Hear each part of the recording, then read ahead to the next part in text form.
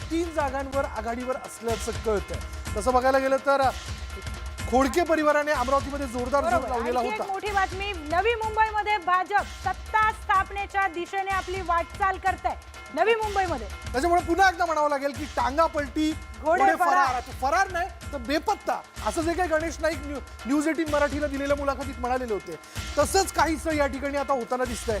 नवी मुंबईत म्हणजे मुंबई पाठोपाठ नियोजित शहर म्हणून ज्या नवी मुंबईला ओळखलं जातं त्या नवी मुंबईत भाजप जे आहे ते सत्ता स्थापनेच्या दिशेने वाटचाल करते। भाजपही म्हणण्यापेक्षा नाईक जनता पार्टी जी आहे ती सत्तेच्या दिशेने वाटचाल करते असं म्हणावं लागेल। नवी मुंबईमध्ये गणेश नाईकांनी एकनाथ शिंदेंना मोठा धक्का दिल्याचं चित्र दिसून येत आहे।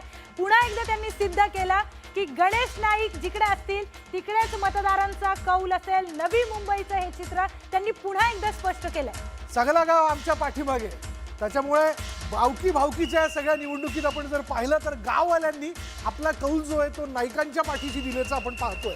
त्यामुळे नाईक जनता पार्टी म्हणजे अर्थात भाजप आपण असं म्हणूयात, भाजपने बहुसंख्य संख्येने नवी मुंबईत आपले उमेदवार जे आहेत ते निवडून आणलेले आहेत। त्यामुळे ते सत्ता स्थापनेच्या दिशेने वाटचाल करतात। ठिकठिकाणी विजयी जल्लोष सुरू झालेला आहे। आपला दादा, आपला अण्णा, आपला तात्या, आप्पा, जी काही उपाधी खरं तर टोपण नाव देऊन त्यांना पुकारलं जात होतं तर ते निवडून आणण्याचा आनंद जो आहे तो कार्यकर्ते व्यक्त करताना दिसत आहे। अगदीच आहे। आणखी पुढची बातमी समोर येते, अमरावतीमध्ये काँग्रेस 13 जागांवर आघाडीवर आहे। त्याच अमरावतीमध्ये भाजप 6 जागांवर आघाडीवर आहे आणि राष्ट्रवादी केवळ 3 जागांवर आघाडीवर आहे। त्यामुळे राणा दाम्पत्य जे जोडीने प्रचार करत होते मोठ्या प्रमाणामध्ये तिथे भाजपला त्याचा तितकासा फायदा झालेला दिसून येत नाहीये। बिलकुल बिलकुल।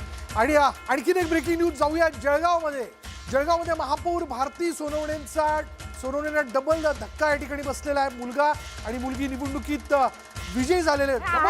डबल धक्का नाही, आनंदाचा धक्का म्हणूयात आपण। धमाका तर आहेच पण आनंदाचा धक्का आहे। मुलगा आणि मुलगी निवडणुकीमध्ये विजयी झाले। एकाच घरात 2 तिकीट, हे बरं आहे, यांचं एकाच घरात 2 तिकीट देण्यात आलेली होती पण जनतेने त्या दोघांना देखील पसंती दिली आहे, दोघांना विजयी केलेला आहे आणि त्यामुळे आनंदाचा धक्का, विजयाचा धमाका जे काही म्हणायचंय ते आपण दादर, वळली, प्रभादेवी, माई, मोराळा या लोकांनी जे माझ्यावरती प्रेम केलं आहे त्या प्रत्येक कुटुंबातल्या मतदाराला आणि प्रत्येक नागरिकाला मनापासून धन्यवाद देतो। मला भूतकाळात काही जायचं नाही आहे पण शेवटी या मागे आदित्य साहेब, उद्धव साहेब, राजसाहेब ठाकरे, अमितजी ठाकरे आणि खास करून त्या शिवसेना दादर इमाम प्रभागाचे आमदार माननीय महेशदादा सावंत, सुनीलजी शिंदे, सचिन भाऊ अहिर, अजय चौधरी यामागे भरपूर यांचं माझ्या मागे पाठबळ आणि खास करून खासदार अरविंद सावंत, अनिल भाऊ देसाई यांचे आशीर्वाद सातत्याने मार्गदर्शन करत असल्यामुळे हा विजय निश्चित होता। शेवटी विजयाची खासदारपासून सुरुवात झाली।